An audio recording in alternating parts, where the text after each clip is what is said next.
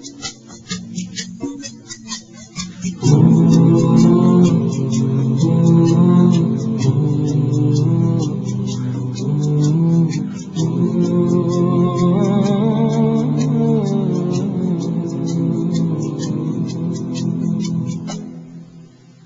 once had a teacher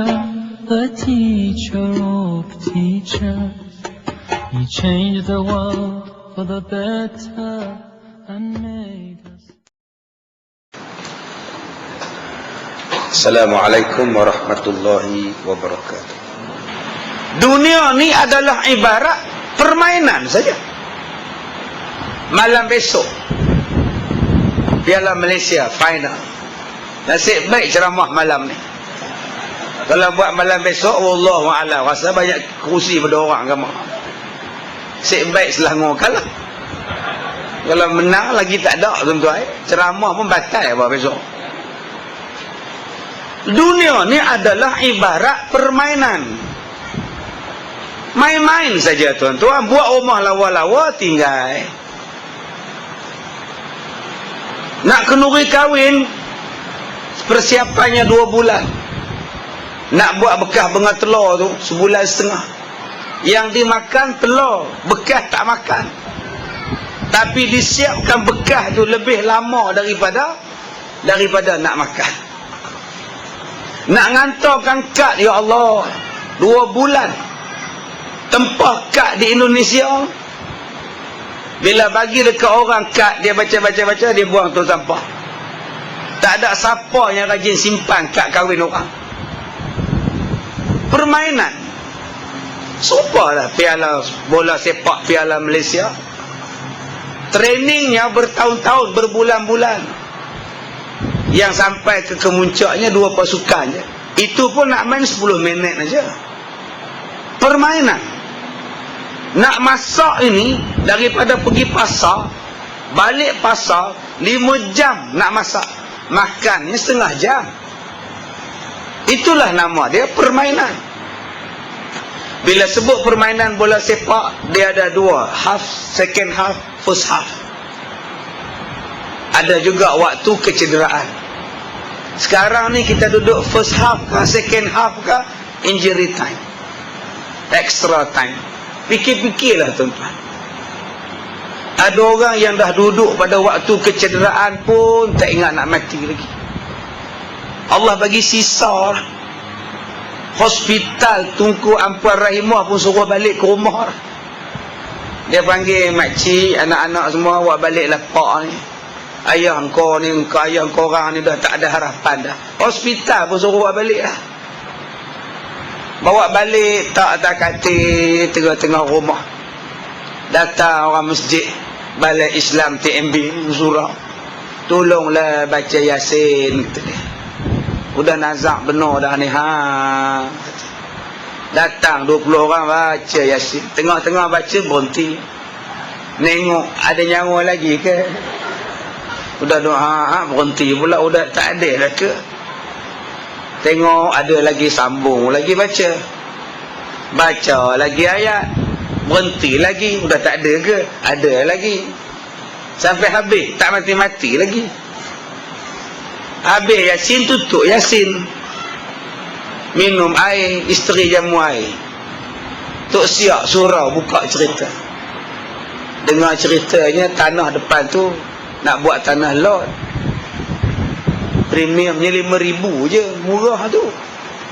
Pengurusi kata, murah sangat, banyak gelak dia. Orang yang sakit tadi tu boleh bangun. Murah tu 5,000 gitu. Yang kita udah baca Yasin, ingat-ingat kena nak mati. Bila sebut tanah bangun, cukup elok tuan-tuan. Murah tu kalau boleh dapat lagu satu, kata dia. Kita baca Yasin untuk dia dah. Bila dengar je tanah kosong, bangun cukup. Ini yang dikatakan laibun. Dunia ni ialah permainan. Sonok nikah, berdega-dega menikah dia. Tembak senapang lagi. Dulu main hadrah kumpang, sekarang tembak senapang. Bapak pengantin tembak, sambut pengantin laki-laki. 10 minit lepas tu polis tangkap bapak dia sebab duk tembak. Siapa suruh tangkap, siapa suruh tembak ni bayar. Kahwin ni Masya Allah, cat rumah sana, buh sini, beli katil, beli tilam. 2 tahun dia tahan. Tu kira lama tu. Ada 13 hari tahan. Lepas tu bercerai. Asal bercerai sepek hitam. Besar-besar pula tu sepek hitam. Asal bercerai sepek hitam. Asal sepek hitam cerai. Macam main-main je rupa dia tuan-tuan. Apa yang kita kahwin lama-lama teruk-teruk 10,000 hantaran, mandi lulur, mandi itu, korosos kahwin lagi. Tahan 13 hari, tahan 2 hari. Ya Allah. Ini yang dikatakan sebagai main-main. Permainan saja tuan-tuan. Ini dunia. Macam harta tuan-tuan, main-main je. Tuan-tuan kerja dekat TMB ni bertahun-tahun. Daripada bertahun inilah dapat duit, dapat gaji, boleh beli rumah, boleh beli ladang kelapa sawit, boleh beli tanah. Adakah tanah dan ladang kelapa sawit tuan-tuan itu kekal pada tuan-tuan? Tak ada kekal. Malah kadang-kadang dapat pada orang lain yang tak pernah tolong tuan-tuan selama ini. Dia tak pernah bayar bulan-bulan rumah, dia tak pernah bayar installment kereta, dia tak pernah apa pun. Tiba-tiba dia dapat harta tuan-tuan. Tu nama dia main-main. Tuan-tuan kahwin, isteri TMB, suami pun TMB, dapat anak laki-laki, beli rumah, beli kereta, dua-dua dapat 2 rumah. Akhirnya anak pun besar, anak pun kahwin. Bila bapa mati, anak dapat harta, dapat dekat anak. Alhamdulillah lah dapat dekat anak. Anak pula mati, harta dapat dekat isteri. Isteri itu menantu kita. Bila kita mati, anak kita mati, harta dapat dekat isteri. Menantu kita ni. Menantu kata dekat bapa dia, besan kita. Bapa, datanglah teman saya takut duduk rumah seorang-seorang dengan anak ni. Bapa pun main teman dengan besan kita yang perempuan. Dia tak pernah bayar pun duit rumah kita, tapi sekarang dia tidur atas tilam kita. Dia tak pernah bayar pun installment rumah kita. Dia buang air dalam tandas rumah kita selama roh je. Menantu kita kata, bapa hantarlah anak pergi sekolah, saya tak pandai bawa kereta. Dia bawa kereta yang kita bayar 7 tahun dulu loan. Itulah harta. Kita yang teruk-teruk cari, yang lain senang. Dah habis 4 bulan 10 hari, bapa besan kita ni kata dekat anak dia, dia kata, "Pah, sampai bila aku nak bela kamu? Bapa pun ada kerja, mak kamu pun ada kerja di kampung. Bapa cadangkan kamu kahwinlah." Menantu kita pun habis dah 4 bulan 10 hari nikah.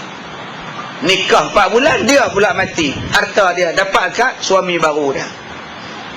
Itulah main-main.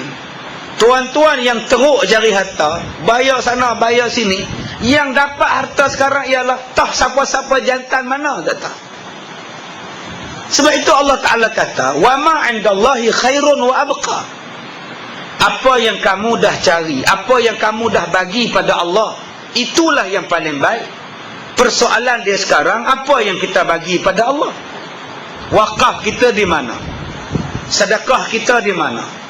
Berapa banyak dah duit yang kita sedekah? Berapa banyak dah harta yang kita sedekah? Berapa banyak dah yang kita wakaf? Itulah khairun wa abqa. Yang lain ni dapat pada orang lain. Yang kita duk tinggal ini akan dapat pada orang yang tak tahu siapa dia. Tapi bila kita wakaf, kita tak belajar pula betul-betul bab wakaf. Wakaf ni ada 4. Apa makna wakaf? Wakaf maknanya menahan ataupun tahanan. Kuf, tahan. Tahanan.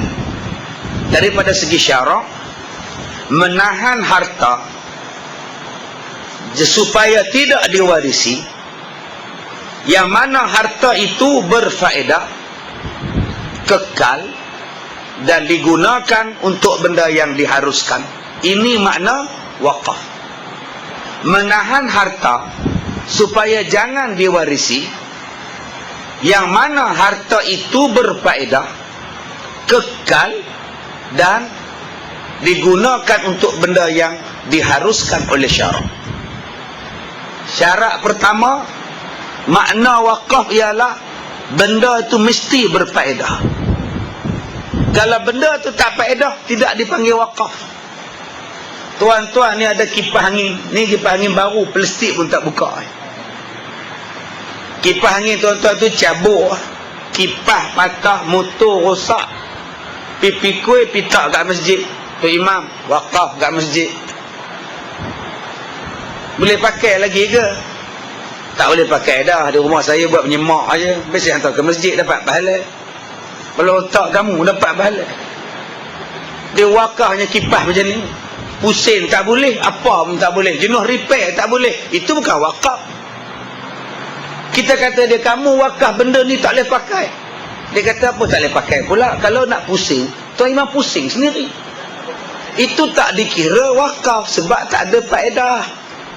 Dia mesti berfaedah. Yang kedua, dia mesti kekal. Nasi bukan wakaf. Saya wakafkan pisang pada masjid ni. Itu bukan wakaf. Itu sedekah Pak Long. Saya sedekahkan bubur lambu. Saya wakafkan bubur lambu. Tak sah. Pasal dia tak kekal. Besok basi lah. Yang dikatakan wakaf, yang kekal ni, wakaf mikrofon dengan speaker. Itu elok lah. Macam tuan-tuan hari ni duit banyak, tapi wakaf baru lah mikrofon ni. Saat ada suara, saat tak ada suara, mic tuan-tuan. Wakaf dia kekal lama. Wakaf meja, wakaf gelas. Ni gelas ni boleh wakaf. Yang tak boleh wakaf, air dalam dia. Ustaz, saya wakafkan air pada ustaz. Mana boleh wakaf, dia tak kekal. Yang ketiga, digunakan untuk tempat yang dibenarkan syarak. Tak sah wakaf kalau digunakan untuk buat hak halal hiburan. Tak mahu tuan-tuan. Lah nak buat hak hiburan pula. Hiburan malam. Merapu-rapu punya apa benda.